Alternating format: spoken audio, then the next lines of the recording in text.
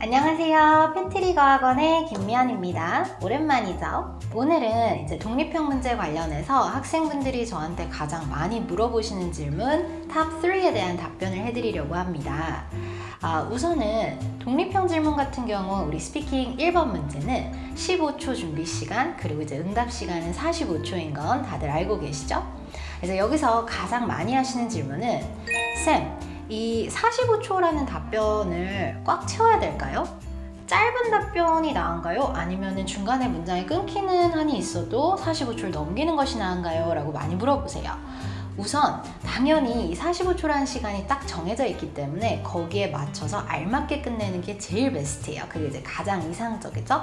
근데 이제 만약에 둘 중 굳이 하나를 골라야 된다면 짧은 답변보다는 차라리 이 중간에 문장이 끊기는 한이 있어도 이 45초라는 시간을 채우는 것이 훨씬 더 좋습니다. 이제 짧은 답변, 30초짜리 답변으로는 절대 고득점이 나올 수가 없어요. 그렇기 때문에 이제 여러분들이 45초를 채우고 문장이 중간에 끊긴 것만으로 감점이 많이 되진 않기 때문에 크게 걱정 안 하셔도 될 것 같아요.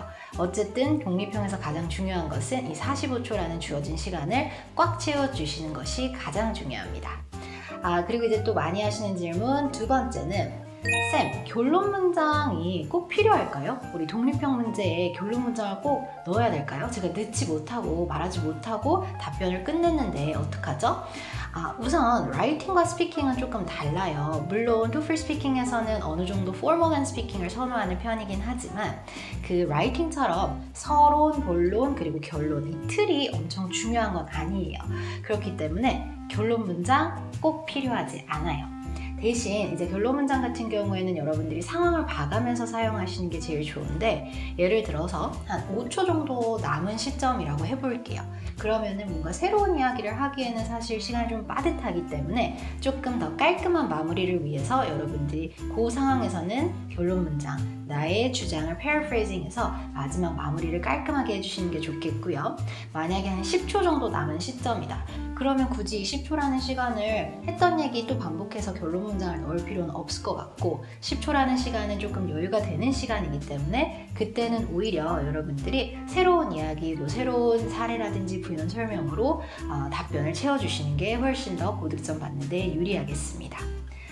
그리고 이제 마지막 질문은 쌤, 이제 이유는 항상 2개여야 되나요?